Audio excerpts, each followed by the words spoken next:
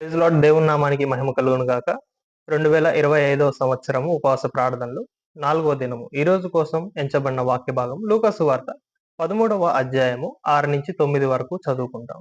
అందులో ఒక ద్రాక్ష తోటలో అంజూరపు చెట్టు ఒకటి ఉంది. అయితే అది ఫలాలు ఇచ్చే చెట్టులాగా కనపడట్లేదు. ఆ యజమాని వచ్చి దాన్ని నరికి వేసేసి అక్కడ ఇంకొక చెట్టు వేద్దాం అనుకుంటాడు. అయితే